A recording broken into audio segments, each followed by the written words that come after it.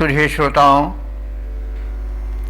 संप्रति हम सब ऋग्वेद के प्रथम मंडल के 61वें सूक्त के 9वें मंत्र की व्याख्या में प्रवेश करने जा रहे हैं।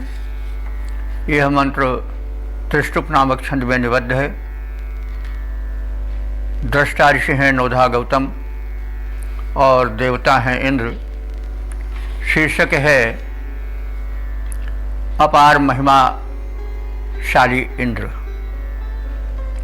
अब संबंधित मंत्र का प्रथम पाठ हो जाए। ओम अस्ये देव प्रऋचे महित्वं दिवसस्थिव्याः पर्यन्तरिक्षात् स्वराडिन्द्रो दम आविश्वगूर्तः स्वरीरमत्रो ववक्षे रणाय। शब्दार्थ जाना जाए।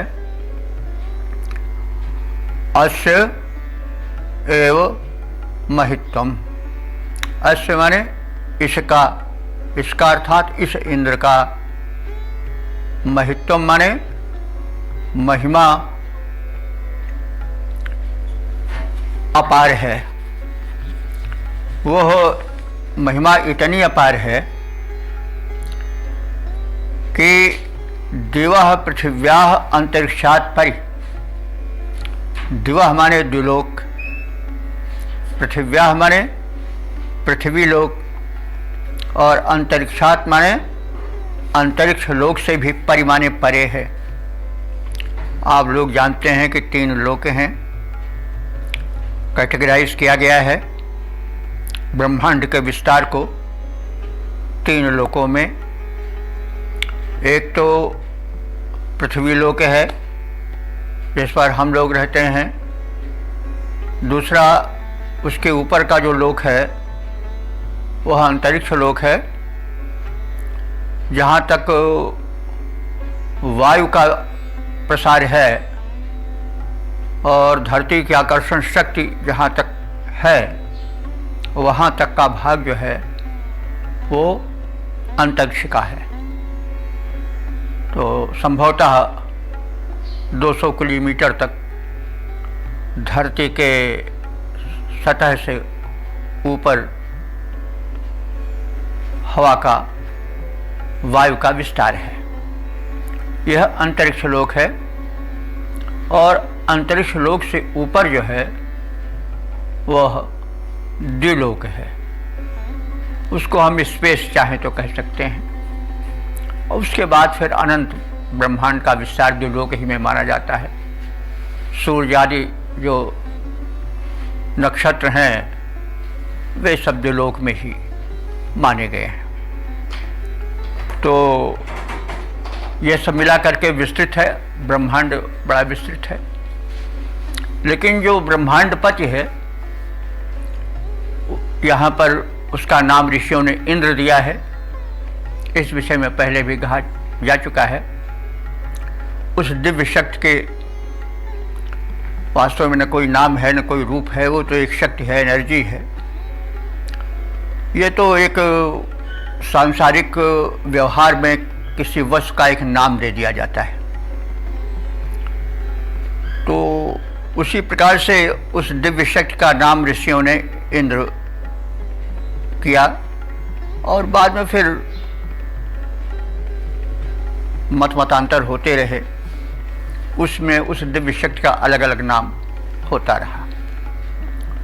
तो उस दिव्य शक्ति का जो ब्रह्मांड संचालिका शक्ति है उसको ऋषियों ने इंद्र नाम दिया और यह बताया कि उसकी महिमा, उसकी शक्ति अपार है, अकूत है।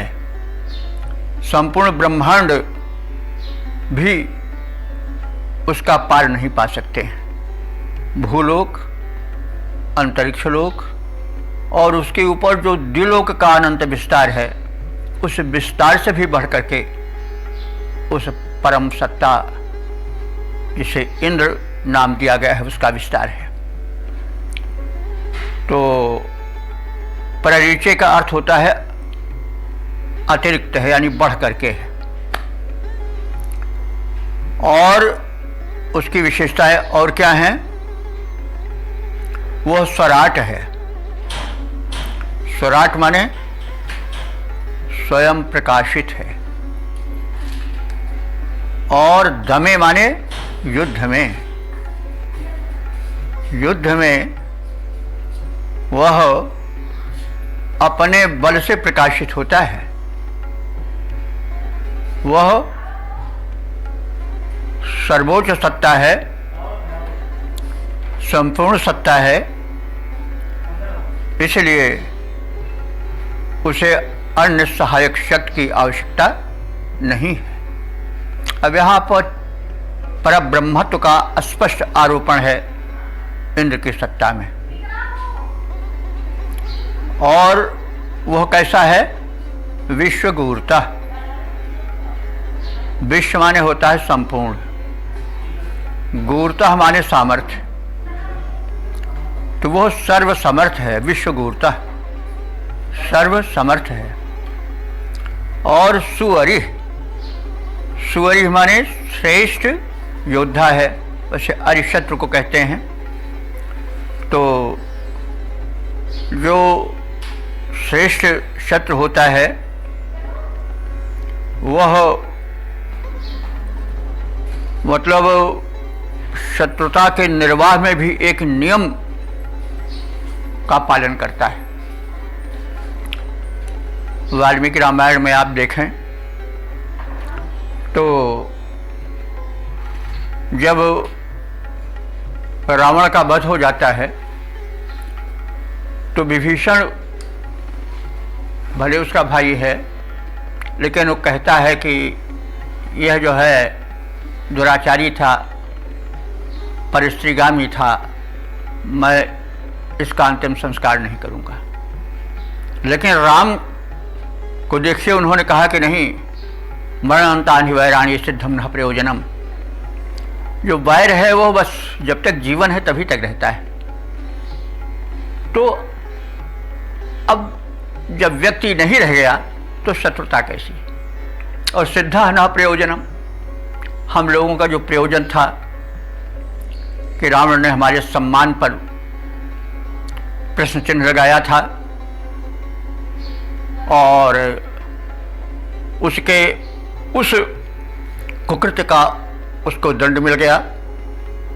हमने अपनी अपहृत पत्नी का उद्धार कर दिया। और तो कृताम अश संस्कारो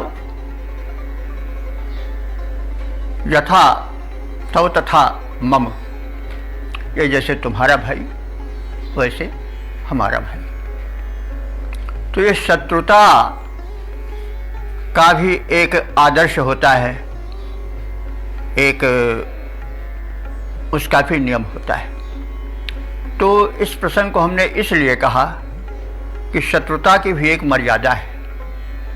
तो जो इंद्र है वो सुअरिह है, शत्रुता भी निर्वाह करता है तो उसको भी मर्यादित रखता है। हमने ये उदाहरण दिया कि वेद का प्रभाव चारों ओर है। वाल्मीकि रामायण में तो स्पष्ट कहा गया है कि वेदः प्राचे सदासीत। तो जब परब्रह्म परमात्मा राम के रूप में अवतरण हुए तो वेद भी रामायण के रूप में आ गया। आप सब जानते हैं, कथन है। तो समग्र साहित्य, समग्र चिंतन जो है वो वेद से प्रभावित है। एक आध स्थान पर हम किसी सम्मेलन में गए थे तो कुछ लोग यह सुनना नहीं पसंद करते थे कि वेद के आगे कोई और उदाहरण रखा जाए, लेकिन हमें यह उचित नहीं प्रतीत हुआ। क्योंकि जब कोई ग्रंथ ऐसा है कि वो उपजीव्य ग्रंथ है, उपजीव्य कहते हैं जिसके सहारे अन्य विचार फैलें, तो उपजीव्य ग्रंथ जो है जिसके विचारों से अन्य ग्रंथ भी प्रभावित हैं, तो उस प्रभाव को देखना अनिवार्य है। वेद का वेदत्व सर्वत्र व्याप्त है, इसलिए अध्ययन काल में इस पर ध्यान देना है कि वेद कहाँ कहाँ पर अपना प्रभाव डाले हुए हैं। तो सुअरि इसीलिए कहा गया है कि जो इंद्र है वो शत्रुता भी निर्वाह करता है तो श्रेष्ठ शत्रु का पार्ट या उसकी भूमिका अदा करता है। और इंद्र कैसा है? अमत्र, असीम बलशाली है। तो बल का होना आवश्यक है। शिव जब तक शक्ति रहती है तब तक शिव रहता नहीं तो शव हो जाता है। तो शक्ति और बल का भी होना आवश्यक है। यह संदेश मंत्र स्पष्ट दे रहा है कि बलशाली भी होना आवश्यक है। ऐसा इंद्र रणाय ववक्षे, रणाय माने युद्ध के लिए, ववक्षे माने बुलाता है यानी ललकारता है। विरोधी शक्तियों को जो कि सृष्टि के संचालन में बाधक हैं उनको वह ललकारता है कि अपना दुष्कृत्य बंद करो अन्यथा तुम्हें दंड मिलेगा। तो ये सत्ताधीश का कर्तव्य है जो इंद्र के माध्यम से स्पष्ट किया जा रहा है। तो इंद्र जो है वह महान है, उसकी महिमा संपूर्ण ब्रह्मांड में भी नहीं समा सकती है। वह किसी अन्य से बल नहीं पाता है। उसकी दीप्ति, उसका बल स्वयं का बल है। और वह जो सृष्टि के संचालन में विरोधी शक्तियां हैं, जिसको वृत्तासुर रूप में ऋषि ने बताया है, उसको वो सदैव ललकारता रहता है। ललकारने का मतलब हुआ कि तुम अपने कुकृत्य से बाज आओ अन्यथा दंड पाओगे। तो इस प्रकार से इंद्र का लोकोपकारी रूप, उसका शक्तिशाली रूप, उसकी महिमा की अपूर्वता का वर्णन इस मंत्र में है। इसका सपाट अर्थ हम देखें। इस इंद्र की महिमा भूलोक, अंतरिक्ष लोक और द्विलोक से भी बढ़कर है। इंद्र अपने बल से, अपने ऊर्जा से, अपने तेज से स्वयं प्रकाशित है। उसे अन्न की आवश्यकता ये तदर्थ नहीं है। यह इंद्र जितने वीर हैं उनसे बढ़कर के है। वीरत्व के समग्र गुण इंद्र में समाहित हैं। वह सर्वोत्तम योद्धा है, यानी युद्ध के नियमों का पालन करने वाला है। युद्ध की भी एक मर्यादा होती है। वह मर्यादित युद्ध करता है और मर्यादा के भीतर रह करके शत्रुओं को दंड देता है। उसके शत्रु कोई निजी नहीं है। जो लोक को बाधा पहुंचाते हैं वही उसके शत्रु हैं। यह एक आदर्श है। व्यक्तिगत जब शत्रुता आती है तो फिर वह वीरता जो है वो लांछित हो जाती है। उसी को प्रेजुडिस होना कहते हैं।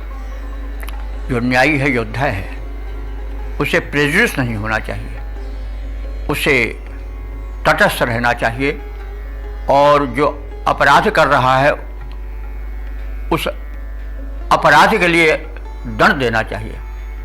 इसीलिए किसी विचारक ने कहा है कि आप जो है वो बुराई से घृणा करो, बुरे से नहीं। तो स्वयं जो है वो सुरक्षित रहो और विकारों से दूर रहो। किसी से घृणा इसलिए न करो कि वो बुरा है, बुराई से घृणा करो, बुरे से नहीं। बुरे को रास्ते पर लाओ। यह महापुरुषों के लक्षण है। तो इंद्र में समस्त महापुरुषों के अथवा जितने अवतार हैं उन सब के लक्षण केंद्रित हैं। अंत में इसी इंद्र के चरित्र से प्रभावित होकर के बाद के कवियों ने वाल्मीकि, व्यास, कालिदास, तुलसीदास आदि ने अपने उपास्य देवों के चरित्र को गढ़ा है। तो अब हम इसके एक प्रवाहित रूप को देख लें, एक सपाट अर्थ को देख लें। इस इंद्र के महिमा दिलोक, भूलोक और अंतरिक्ष लोक से भी बढ़कर है। यह इंद्र युद्ध में निजी बल से प्रकाशित होने वाला है। यह इंद्र सभी वीरों में श्रेष्ठतम वीर है, उत्तम योद्धा है और असीम बल वाला है तथा रण में शत्रुओं को ललकारता है। अब इसका हम पद रूपांतरण देख लें। इंद्र की अपार महिमा का यार पार नहीं, स्वर्ग अंतरिक्ष भूमि से भी वह भारी है। निज बल विक्रम से इंद्र सुप्रकाशित है, आश्रित न अन्य बल पर वज्रधारी है। सर्वश्रेष्ठ वीर सर्वश्रेष्ठ धीर योद्धा वह, शक्ति है असीम तेज पुंज असुरारी है। ललकारता है रण मध्य दौड़ शत्रुओं को, सम्मुख न टिक पाता शत्रु सैन्य सारी है। सम्मुख न टिक पाती शत्रु सैन्य सारी है। ओम वेद प्रेमियों, सुधी श्रोताओं, संप्रति हम सब ऋग्वेद के प्रथम मंडल के 61वें सूक्त के 10वें मंत्र की व्याख्या में प्रवेश करने जा रहे हैं। यह मंत्र त्रिशुप नामक छंद में निबद्ध है। मंत्र दृष्टा ऋषि नोधा गौतम हैं और देवता हैं इंद्र। शीर्षक है वृत्त वधकारी इंद्र। अब इस संबंधित मंत्र का प्रथम पाठ हो जाए। ओम अस्ते देव शवसा सुशंतम विवृश्चद्वज्रेण वृत्रमिन्द्रः गानभ्राणा अवनीरमुञ्चद्भिश्रवो दावने सचेताः। शब्दार्थ जाने। सचेता इंद्र, सचेता कहते हैं सचेत यानी सचेष्ट, जो सदैव चेष्टा में लगा रहे। अब एक एक शब्द पर हम ध्यान देते चलें। इंद्र सर्वोच्च सत्ता है, तो अगर सर्वोच्च सत्ता चेष्टाहीन हो जाएगी तो फिर सारा नियंत्रण समाप्त हो जाएगा। संदेश है कि जो जितना ही शक्ति संपन्न है, जितने ही अधिकारों से युक्त है, उसको उतना ही अधिक सचेत रहना चाहिए, कर्तव्य पालन में सचेत रहना चाहिए। गीता में भी कहा गया है, भगवान ने कहा है कि यदि मैं कर्म ना करूं तो फिर संसार हमारी देखी देखा जो है वो भ्रष्ट हो जाएगा, कर्म ही नहीं करेगा। मैं कर्म इसलिए करता हूँ, यद्यपि मुझे कुछ प्राप्त करने योग्य नहीं है, मुझे सब कुछ प्राप्त है, मैं पूर्ण काम हूँ, लेकिन फिर भी कर्म करता हूँ।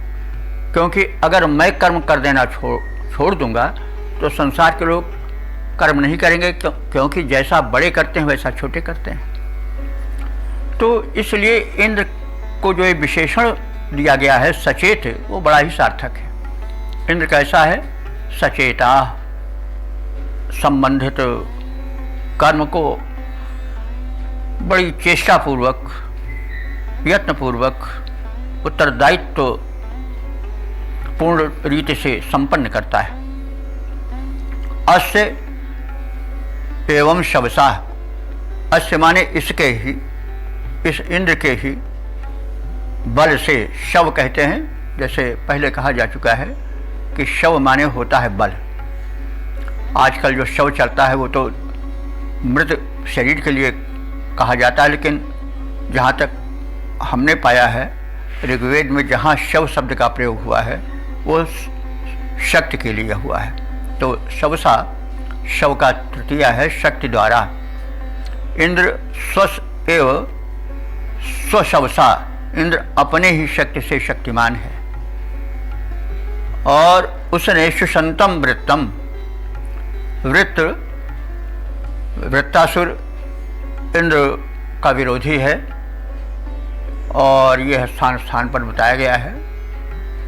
तो वृत्त से इंद्र का कोई अपना लगाव या अपना राग द्वेष नहीं है।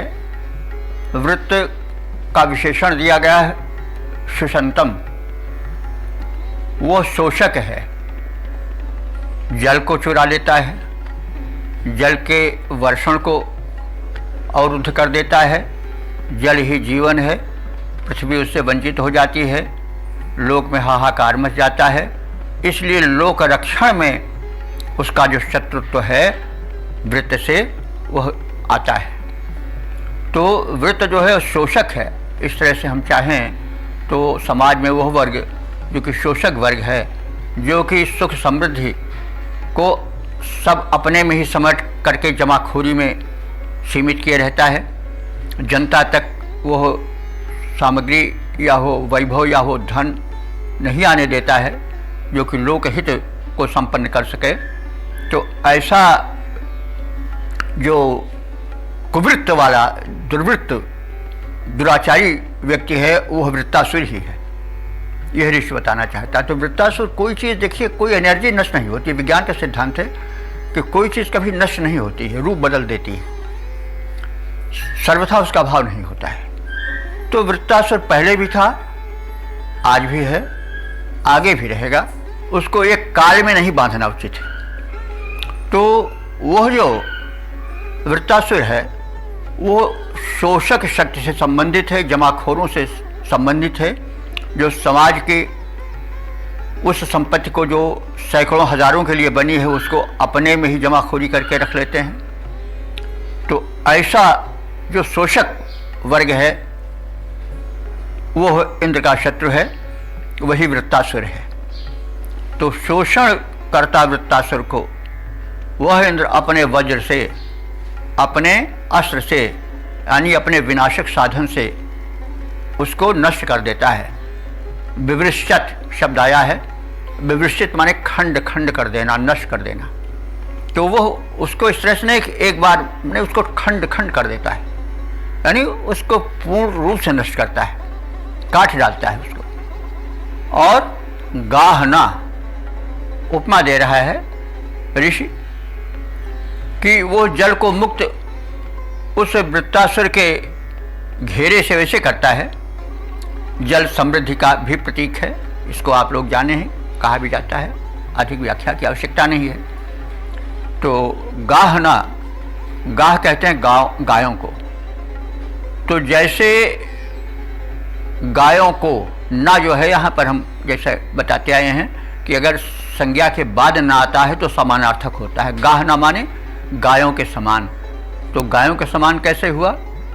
जैसे गायों को असुर हरण कर लेते थे और उसको कहीं गुफा में बंद कर देते थे, चुरा लेते थे, तो बाद में जो इंद्र थे उद्धारक रूप में पहुंचते थे, उन गायों को मुक्त करते थे। वैसे ही ब्राणा माने वृत्तासुर द्वारा अपहृत अवरुद्ध जल को अवनी माने धरती के हित के लिए इंद्र अमुंचः, इंद्र मुक्त करते हैं। तो इंद्र जो है संपत्ति सलिल जो जल है, जल से मतलब केवल वही नहीं समझना चाहिए कि जो प्रवाहित जल है, बल्कि जल से उस समस्त समृद्धि का बोध करना चाहिए जो कि समाज के हित में आती, उसके समृद्धि में आती, उसके प्रगति में आती। किंतु उन वृत्तासुरों द्वारा जो घेरा डाले पड़े रहते हैं, अपने में समेटे रहते हैं सारी समृद्धि को, उनसे वो मुक्त कराता है। तो इस अर्थ में हमें वर्तमान परिवेश में उसके अर्थ को जानना चाहिए। और जो समृद्ध व्यक्ति हैं या जो सत्ताधीश हैं, उनको इस बात का ध्यान रखना चाहिए कि उनके जखीरे को, उनके उस कुसंचय को समाज के हित में लावें। जैसे कोई अपहृत गायें, पहले गाय ही सबसे बड़ी संपदा थी। गायों को दुष्ट लोग अपहरण कर लेते थे और जाकर के चुरा करके किसी गुफा में बंद कर देते थे और अंत में उसका अपने हिसाब से उपयोग करते थे। लेकिन जो उनकी विरोधी शक्तियाँ थी इंद्र आदि के रूप में, वे जाकर के उन गायों को मुक्त कराती थीं। तो एक उपमा दी जा रही है उस उपमा को समझना चाहिए।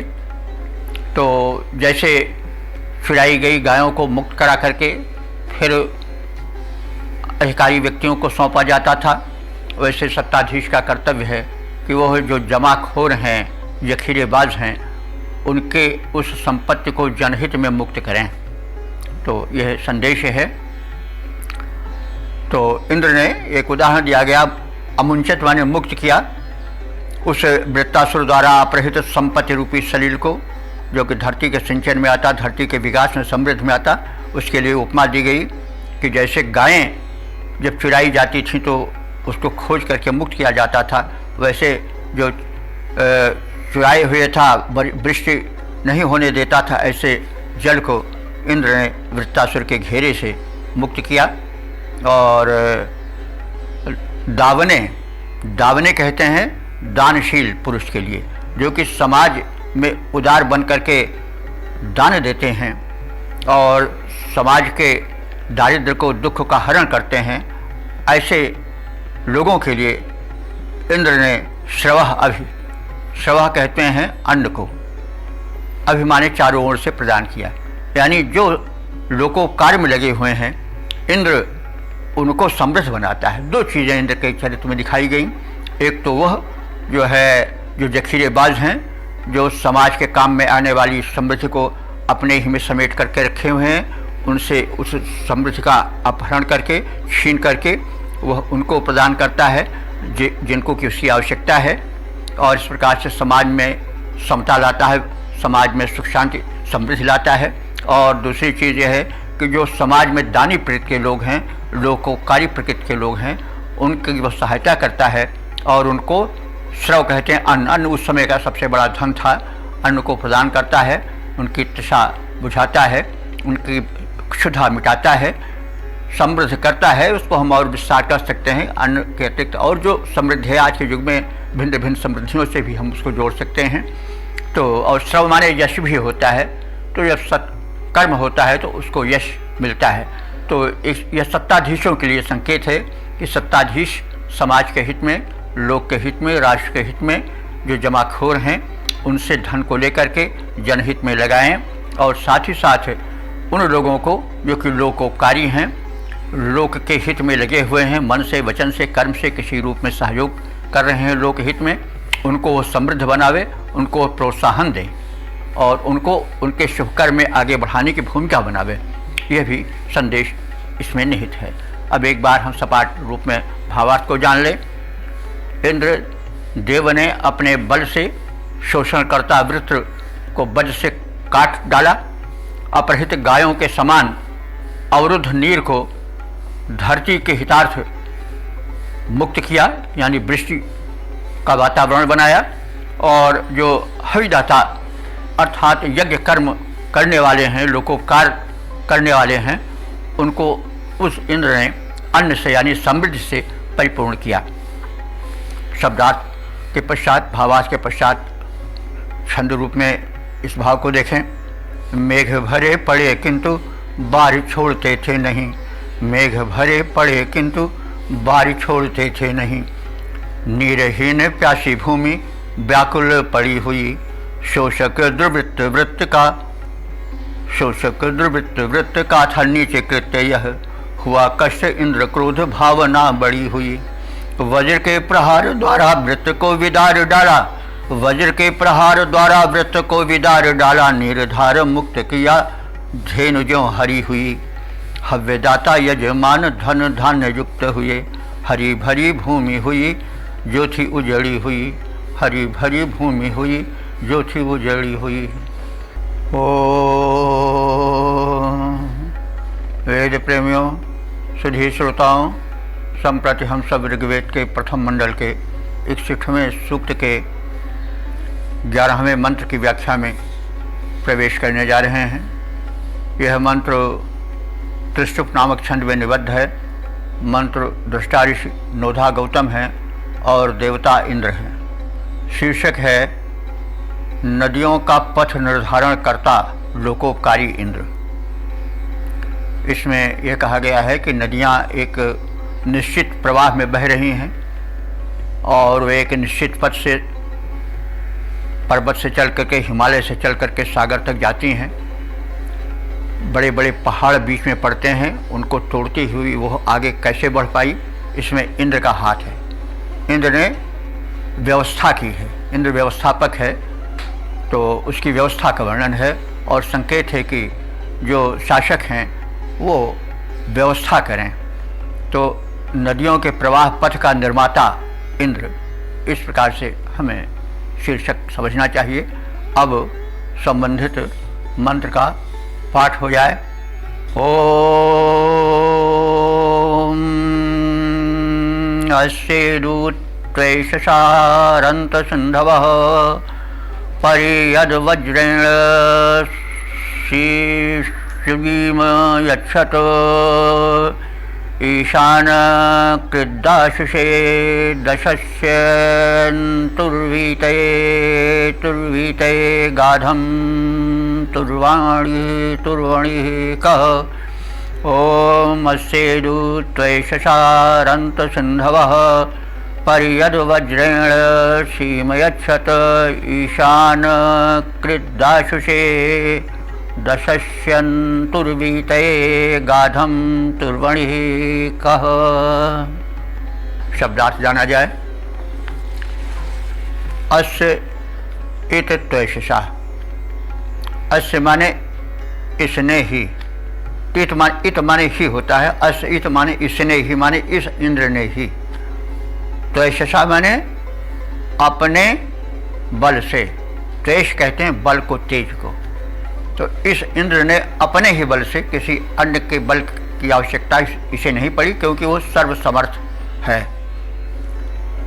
तो सिंधवा रंत, सिंधु वेद में समुद्र के लिए भी आया है और नदी के लिए भी आया है। तो सिंधवा सिंधु का बहुवचन है, तो यहाँ पर नदियों का अर्थ ही लेना अधिक उपयुक्त होगा।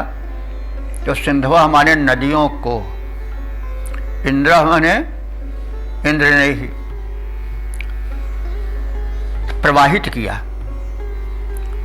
और ऐसा क्यों किया, कैसे किया? वज्रेण, वज्र द्वारा किया। और किस रूप में किया? सीम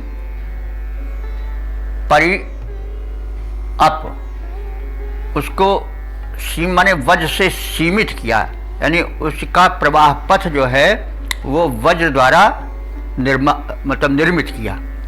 पर्वत अवरोध बनकर के खड़े थे, पहाड़ से नदियाँ फूटी। अब उस पहाड़ के अवरोध को इंद्र ने अपने वज्र से काट काट करके दूर किया, यह कहने का आशय है। और ईशानकृत, उसके लिए विशेषण दिया गया है ईशान। ईशान माने जो सब पर स्वामित्व जमाए, जिसका स्वामित्व सब पर छाया वो ईशान है।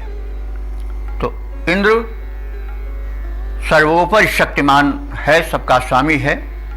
उसने यह कठिन कार्य संपन्न किया कि पहाड़ों के अवरोधों को काट करके नदियों के पथ को निर्धारित कर उन्हें समुद्र तक ले गया, ताकि प्यासी धरती की प्यास बुझे, सिंचन आदि कार्य हो, आदि आदि लोकोपकार के लिए। तो तुर्वणि कहते हैं शत्रु नाशक को। इंद्र जो है वो तुर्वणि ही है, शत्रुओं को नष्ट कर देने वाला है। शत्रु कौन है? देखिए, महापुरुषों के शत्रु व्यक्तिगत नहीं होते हैं, जो समाज के शत्रु हैं, जो लोक के शत्रु हैं, वही उनके शत्रु होते हैं। इंद्र का किसी से अपना कोई राग द्वेष नहीं है, परमात्मा का किसी से कोई राग द्वेष नहीं रहता, न उसका कोई शत्रु है न कोई उसका मित्र है। जो लोक का शत्रु है, लोक का पीड़क है, वही उस परम सत्ता का शत्रु हो जाता है। और इंद्र के रूप में ऋषि ने दिखाया है कि जो सत्ताधीश हों उनको इंद्रवत आचरण करना चाहिए। तो इंद्र को जैसे ही हम कह चुके हैं कई बार कि उस इंद्र से आप मत जोड़ें जो पुराणों में है।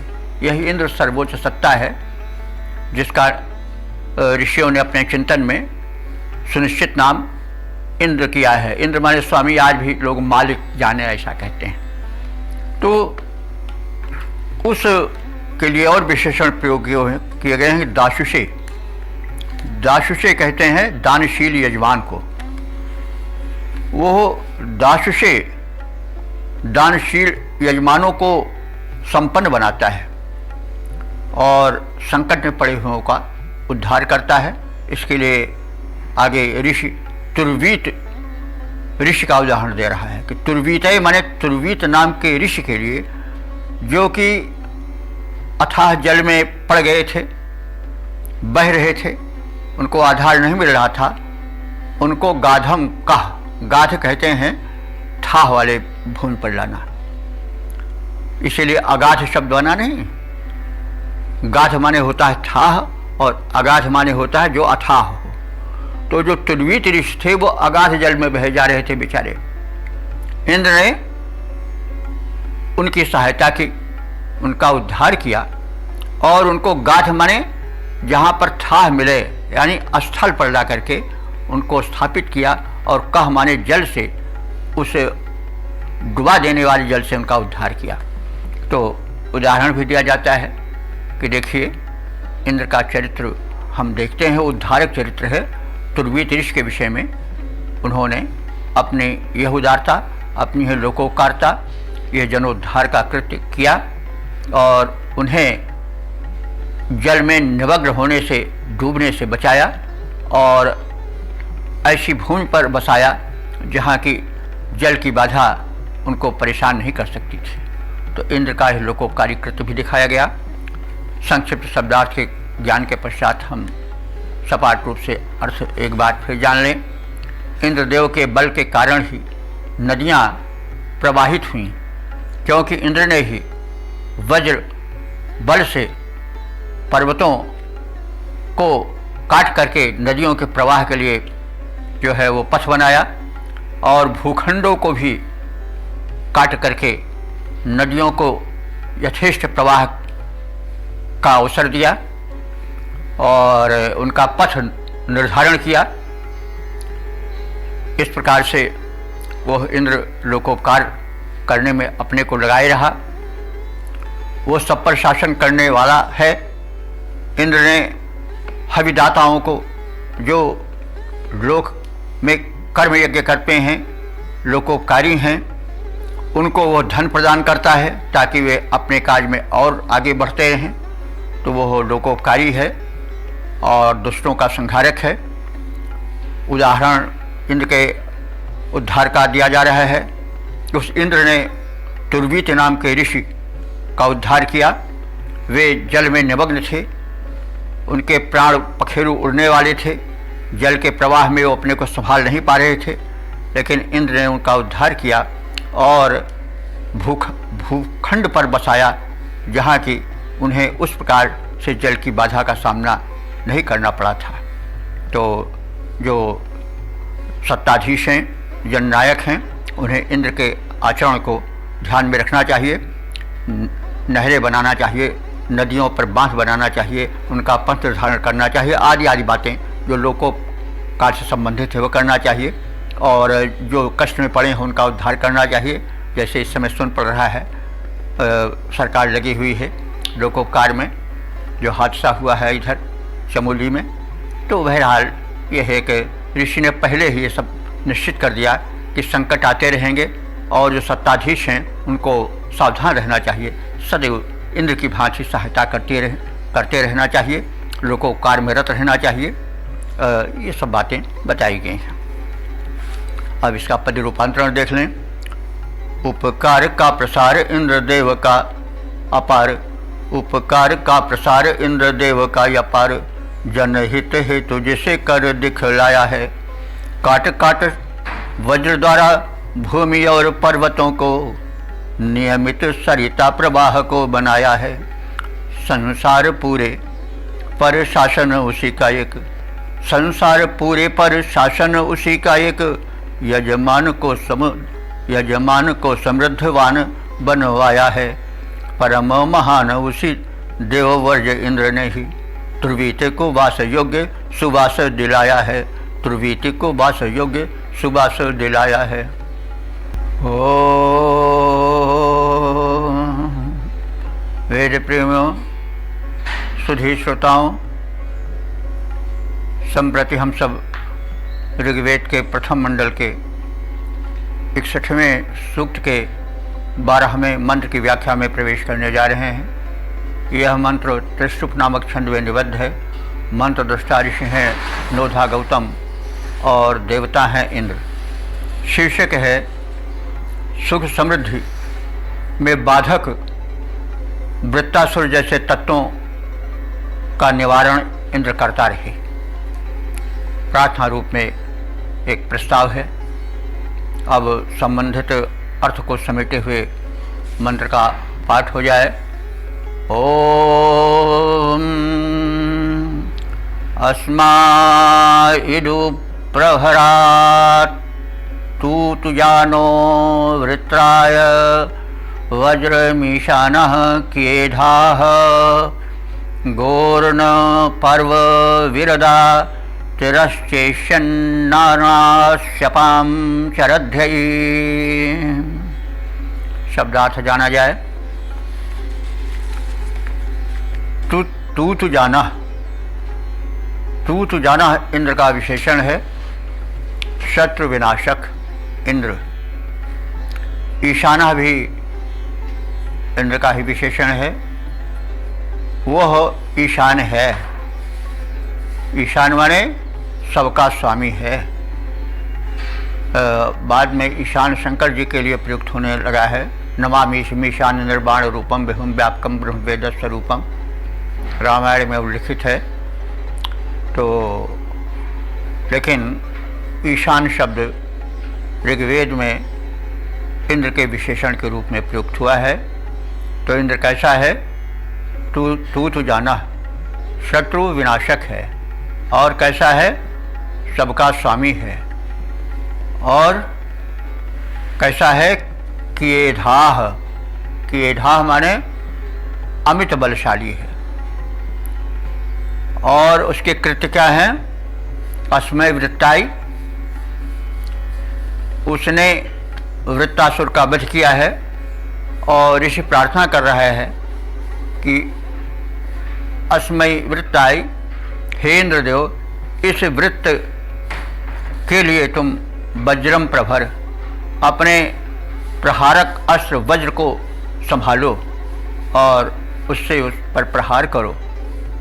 अर्णाम, अर्णांश ईशन, और उस अर्ण कहते हैं जल को। इसी अर्ण के से अर्णव शब्द बना है समुद्र के लिए, क्योंकि बहुत बड़ी जल राशि है। तो अर्णांश बहुवचन है।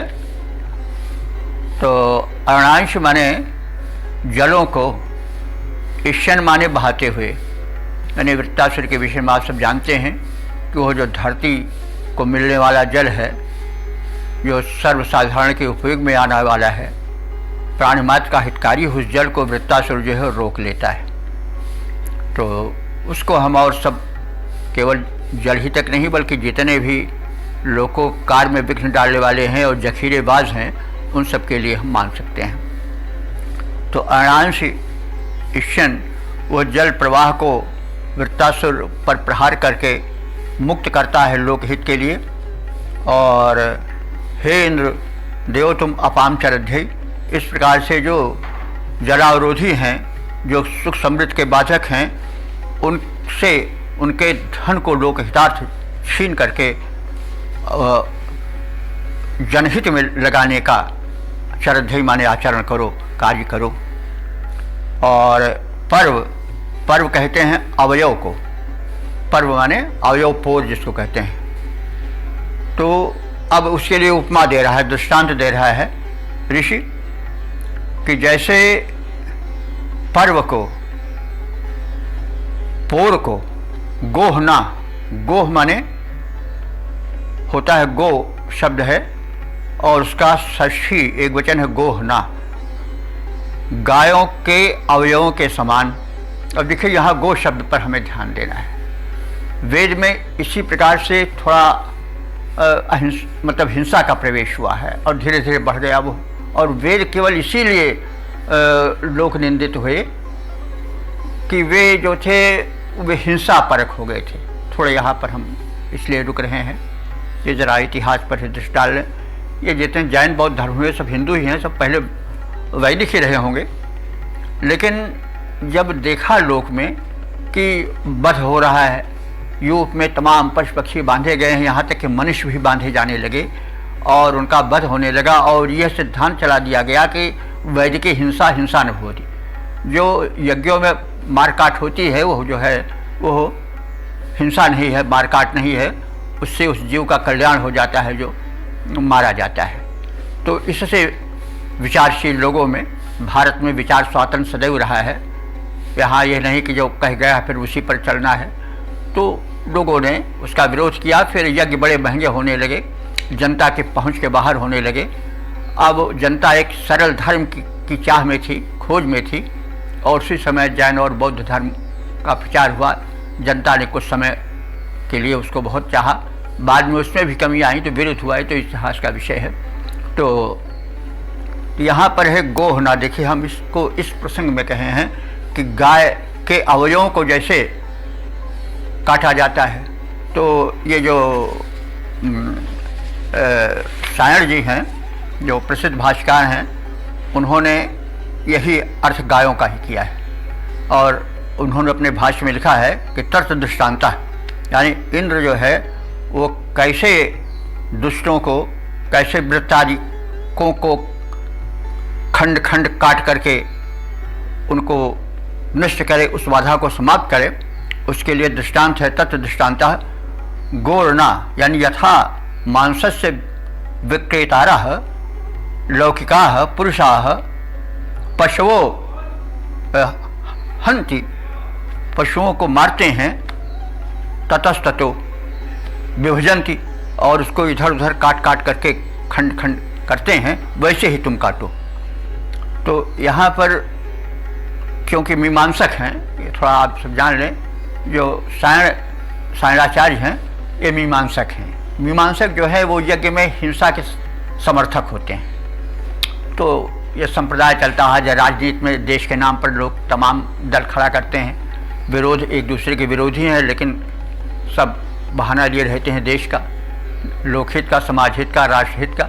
वैसे ही हमेशा चलता आया है, कहीं धर्म के नाम पर, कभी राजनीति के नाम पर मत वैभिन्न चलता रहा है। तो हम लोग सम्मत को सुने और जो सार हो, जो समुचित हो, उसका प्रचार करें।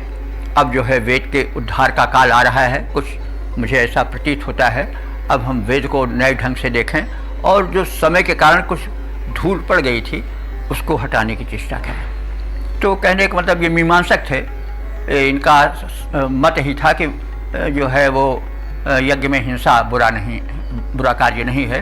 तो इन्होंने किया कि जैसे गाय को मांस बेचने वाला काटता है, खंड खंड करता है, गाय से इन्होंने पशुओं को भी लिया है कि जैसे मांस विक्रेता पशुओं को खंड खंड काट करके रखता है, वैसे ही इंद्र तुम उस वृत्तासुर को, बाधक वृत्त को काट डालो, यानी उसको नष्ट कर डालो। तो लेकिन यह है अर्थ हमारे विचार से लेना ठीक नहीं, क्योंकि गो का अर्थ जो होता है वो धरती भी होता है। तो धरती को नदियों के प्रवाह के लिए इंद्र ने पर्व माने जगह जगह पर काटा और एक नदियों के प्रवाह के लिए पथ बनाया, तभी तो नदियाँ एक निर्धारित पथ पर बह रही हैं। नहीं तो फिर आज वो गोंडा में बह रही हैं, तो कल फिर वो जाकर के वही नदी सुल्तानपुर में बहने लगे, फिर चारों ओर वो सब जो है वो हाहाकार मचाता चले, कहीं ज़मीन बच ही नहीं पावे। तो कहने की ये मतलब है, ऋषि कह रहा है कि वो इंद्र जो परम शक्ति है उसने नदियों का पथ निर्धारित किया। और कैसे निर्धारित किया कि धरती को जैसे कोई नाली बनाने वाला काटता है जगह जगह पर और जल प्रवाह के लिए एक वातावरण बनाता है, और वैसे ही इंद्र ने नदियों के प्रवाह के लिए धरती को जगह जगह पर काटा, पहाड़ों को जगह जगह पर काटा और सरिता का प्रवाह पथ बनाया। यह कहने का मतलब है। तो हम थोड़ा यहाँ पर इसलिए रुके कि गो शब्द जो है, गो माने धरती भी होता है, गो माने जो है वो गाय भी होता है, पशु भी विस्तार में लिया जाता है, जैसे अभी साँड़ का हमने उदाहरण दिया।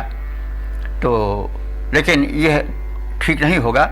इसमें जब ये एक नाली की बात आ रही है, यानी नदियों को पहाड़ों से वैसे ही बहाया जैसे नाली से किसान जल बहाता है, तो और इसके जल बहाने के लिए धरती को काटा जाता है, खंड खंड करके जगह जगह छीला जाता है, तो एक नाली बनती है। वैसे नदी बड़ी नाली है, इंद्र ने परम शक्तिशाली है, उसने व्यवस्था किया और धरती को जगह जगह पर काट करके एक निर्धारित नदियों का पथ निश्चित किया, पहाड़ों को काटा, फिर धरती को काटा। तो इस तरह से, तो अब ये अर्थ इस तरह से हमें लेना चाहिए कि इंद्र जो है वो लोकोपकारी है, उसने लोकहित में वृत्त जो कि जलावरोधक था उसके विघ्न को दूर किया और नदियों के जल प्रवाह के पथ को निर्धारित किया और तदर्थ उसने पहाड़ों को और धरती को स्थान स्थान पर काटा। उसके पर्व माने उसको जगह जगह पर खंडित किया, छील दिया। तो इसको हम सपाट रूप में देख लें भावार्थ। हे शत्रु विनाशक सर्वेश्वर इंद्र, तुम सबके स्वामी हो, अमित बलशाली हो, इस वृत्त पर वज्र का प्रहार करो, इसके जोड़ों को, अवयवों को वज्र से उसी प्रकार काट डालो जैसे नाली बनाने वाला किसान धरती को काटता छीलता चलता है, और जिससे कि मेघ में संचित नीर बाहर निकलकर नदी के रूप में प्रवाहित हो सके और प्यासी धरती को जल की सुविधा पूर्ण रूप से प्राप्त हो सके और लोकोपकार हो सके। तो इसको हम छंदोबद्ध रूप में इस प्रकार से देख लें। त्रासक हो शत्रु के विनाशक हो इंद्रदेव, त्रासक हो शत्रु के विनाशक हो इंद्रदेव, स्वामी सबके हो, सीमा हीन बलधारी हो, वज्र का प्रहार करो घेरे हैं दुर्वृत्त वृत्त, वज्र का प्रहार करो घेरे हैं दुर्वृत्त वृत्त, वह लोक हारी तुम लोक हितकारी हो, वज्र द्वारा तोड़ डालो जोड़ जोड़ पामर के, वज्र द्वारा तोड़ डालो जोड़ जोड़ पामर के, तीव्र तिरछे प्रहार करो असुरारी हो, मार डालो वज्र के प्रहार से विदार डालो, मार डालो वज्र के प्रहार से विदार डालो, संचित निकालो नीर वीर वज्रधारी हो, संचित निकालो नीर वीर वज्रधारी हो।